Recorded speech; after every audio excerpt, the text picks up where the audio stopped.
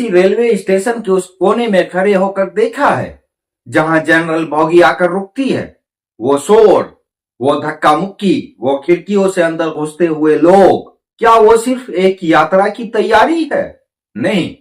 अगर आप गौर से देखेंगे तो आपको उन चेहरों पर एक अजीब सी बेबसी दिखाई देगी। वो बेबसी जो चीख चीख कर कह रही है, मैं जाना नहीं चाहता, लेकिन मेरे पास रुकने की कोई वजह नहीं बची है।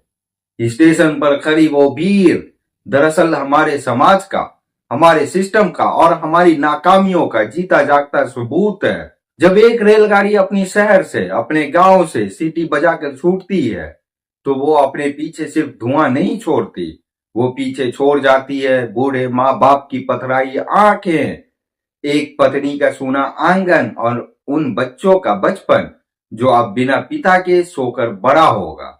हम अक्सर न्यूज में सुनते हैं बिहार से पलायन, यूपी से पलायन, मजदूरों की वापसी। ये शब्द अब इतने आम हो गए हैं कि हमारे कानों पर जूं तक नहीं रेंगती। लेकिन कभी सोचा है कि पलायन का असली मतलब क्या होता है? पलायन का मतलब है अपनी जड़ों को खुद अपने हाथों से काट देना। पलायन का मतलब है अपनी पहचान, अपनी बोली, अपना मान सम्मान सब कुछ गिरवी रखकर किसी अनजान शहर में 2 वक्त की रोटी के लिए मजदूर बन जाना। आज का ये वीडियो कोई आम रिपोर्ट नहीं है। आज हम आंकड़ों की बाजीगरी नहीं करेंगे। आज हम जीडीपी और इकोनॉमी के बड़े बड़े ग्राफ नहीं देखेंगे। आज हम उस रूह को टटोलेंगे जो इस पलायन के नीचे दब कर करा रही है। आज हम उस सवाल का जवाब ढूंढेंगे जिसे 75 साल से सियासत की कालीन के नीचे छिपा कर रखा गया है। आखिर क्यों जिस मिट्टी में हम पैदा हुए वो मिट्टी हमारा पेट भरने के काबिल क्यों नहीं रही? आखिर क्यों हमारे नौजवान को अपने घर छोड़कर अपमान और जिल्लत की जिंदगी जीने के लिए अपने मजबूर होना पड़ता है? मैं हूं इकबाल हसन और आज इकबाल ऑफिशियल पर हम उस दास्तान को बेपर्दा करेंगे जिसे विकास की शोर में बहुत खामोशी से दबा दिया गया है।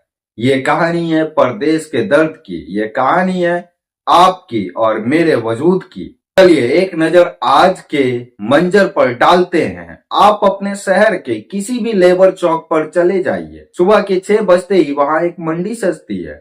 लेकिन ये सब्जी की मंडी नहीं है, ये इंसानों की मंडी है, हाथों की। हजारों हुनरमंद लोग लाइन में खड़े होते हैं इस उम्मीद में कि आज कोई ठेकेदार आएगा, उनकी कीमत लगाएगा। दिहाड़ी के चंद रुपयों के लिए एक इंसान अपनी पूरी ताकत, अपना पूरा दिन बेचने को तैयार खड़ा है। ये कौन लोग हैं? ये शौक से खड़े हैं?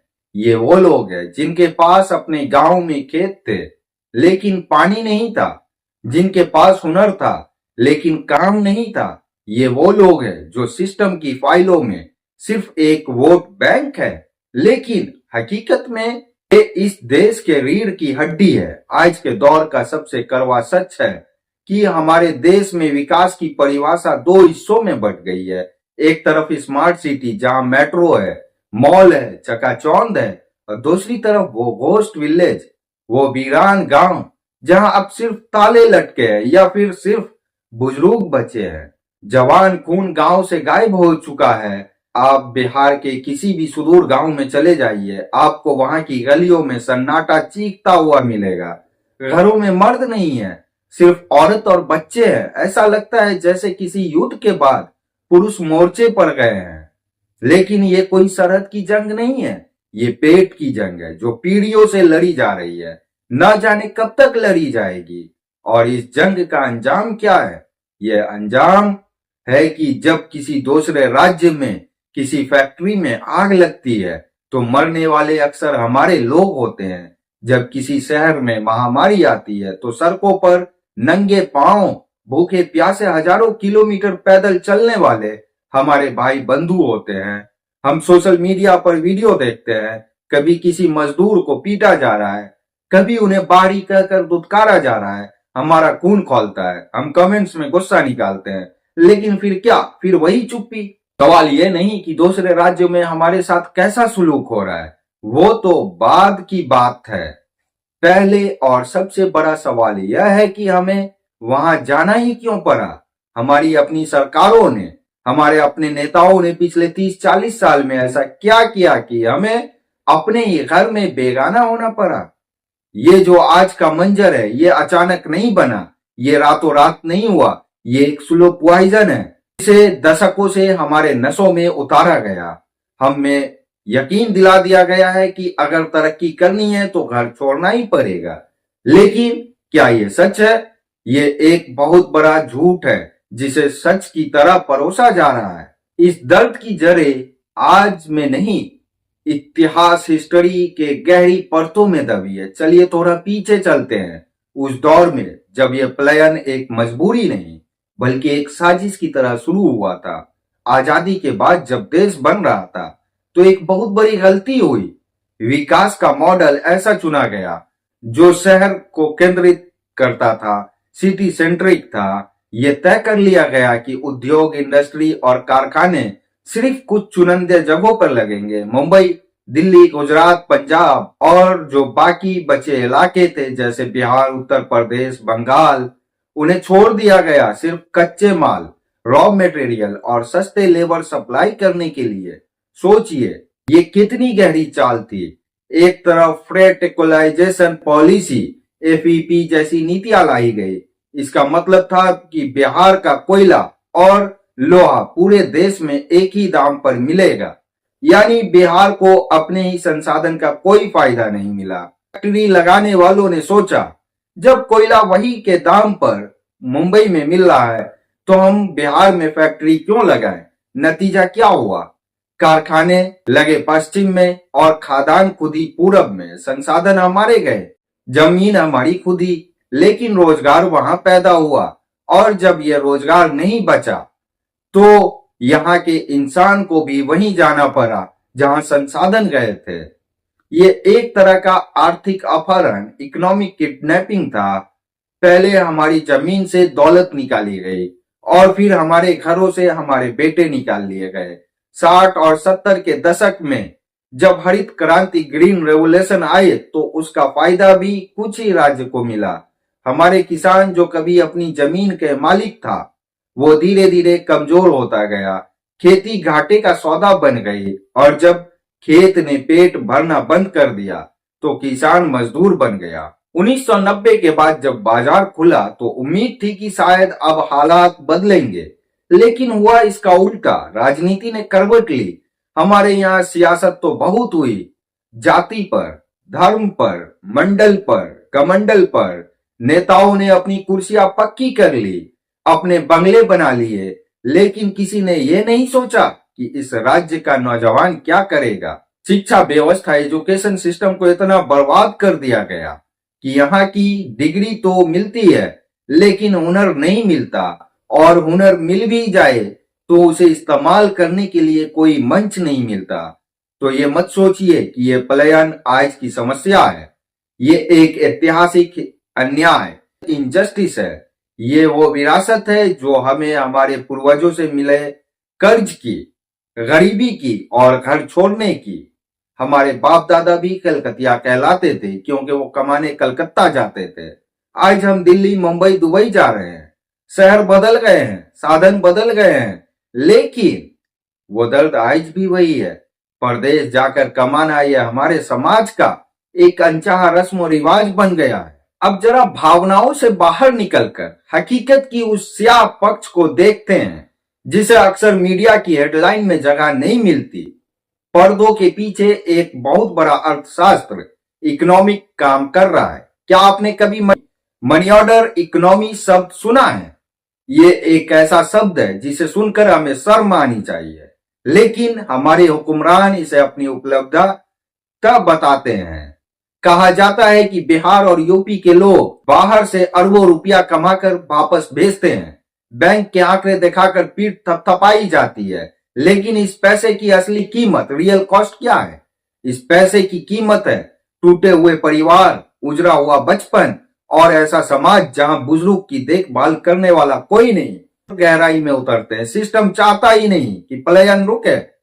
ये कड़वा है पर सच है। और सोचिए, अगर बिहार या यूपी में ही सबको रोजगार मिल जाए, अगर यहां भी बड़ी बड़ी फैक्ट्रियां लग जाए, तो दिल्ली और मुंबई की गगनचुंबी इमारतें कौन बनाएगा, वो भी इतनी सस्ती दिहाड़ी पर। अगर गांव का मजदूर गांव में ही कमा लेगा तो महानगरों के ढाबों में, उनकी मिलों में, उनके घरों में सस्ता नौकर कौन बनेगा। ये पूरा का पूरा ढांचा, स्ट्रक्चर इस बात पर टिका है कि एक हिस्सा गरीब रहे ताकि दूसरा हिस्सा अमीर बन सके। ये आधुनिक दौर की गुलामी है, बस इसमें जंजीर लोहे की नहीं, मजबूरी की है। एक और पहलू देखिए, जनसंख्या, डेमोग्राफी। हमारे पास सबसे ज्यादा युवा आबादी है। इस डेमोग्राफी डिविडेंड कहा जाता है। यह हमारी सबसे बड़ी ताकत हो सकती थी अगर इन करोड़ों हाथों को सही ट्रेनिंग और यहीं पर काम मिल जाता तो हम चीन को टक्कर दे सकते थे। लेकिन हमने इस ताकत को बोझ बना दिया। हमने अपनी सबसे कीमती संपत्ति, अपने युवाओं को दूसरे के हवाले कर दिया। दूसरे राज्य हमारे युवाओं की जवानी का इस्तेमाल करते हैं, उनकी मेहनत से अपनी जीडीपी बढ़ाते हैं, और जब वो बूढ़े या बीमार हो जाते हैं तो उन्हें वापस घर भेज देते हैं। यानी जवानी उनकी, बुढ़ापा हमारा, मुनाफा उनका, जिम्मेदारी हमारी। क्या यह न्याय है? क्या इसी को हम संघीय ढांचा, फेडरल स्ट्रक्चर कहते हैं? डेटा बताता है पलायन करने वाले परिवारों की स्थिति में थोड़ा सुधार तो आता है। पक्के मकान बन जाते हैं, लेकिन सामाजिक तौर पर वो टूट जाते हैं। बच्चे की परवरिश ठीक से नहीं हो पाती, जिससे अगली पीढ़ी भी उसी चक्रव्यूह में फंसने को तैयार हो जाती है। ये एक ऐसा कुचक्र विस्कस साइकिल है जिसे तोड़ने की राजनीति, इच्छा शक्ति, पॉलिटिकल विल आज तक किसी ने नहीं दिखाई। तो दोस्तों, इस लंबी और अंधेरी सुरंग में अंत में नतीजा क्या निकलता है? क्या हम बस बैठकर अपनी किस्मत को कोसते रहें? क्या हम बस ये मान ले कि हमारे नसीब में तो यही लिखा है? नहीं, हरगिज नहीं मानना है। ये वीडियो सिर्फ आपका दिल दुखाने के लिए नहीं बनाया गया। इसका मकसद है आपकी सोई हुई चेतना को झकझोरना। पलायन कोई प्राकृतिक आपदा, नेचुरल डिजास्टर नहीं है जिसे रोका ना जा सके। ये इंसान की बनाई हुई समस्या है और इसे इंसान ही खत्म कर सकता है। सवाल पूछना शुरू कीजिए। अगली बार जब कोई नेता आपके दरवाजे पर वोट मांगने आए और बड़ी बड़ी बातें करे तो उससे मंदिर, मस्जिद या जात पात की बात मत कीजिएगा। उससे सिर्फ एक सवाल पूछिएगा, मेरे बेटे को मेरे पास रखने के लिए तुम्हारे पास क्या प्लान है? मेरे घर का चूल्हा मेरे ही गांव के कमाई से कैसे जलेगा? इसका नक्शा दिखाओ। हमें ये मांग करनी होगी कि रोजगार भीख नहीं, हमारा अधिकार है। हमें ऐसी नीतियां चाहिए जो शहरों को गांव तक लाए, ना कि गांव को शहर की तरफ ढकेले। हमें वो शिक्षा चाहिए जो हमें नौकर नहीं, मालिक बनाए।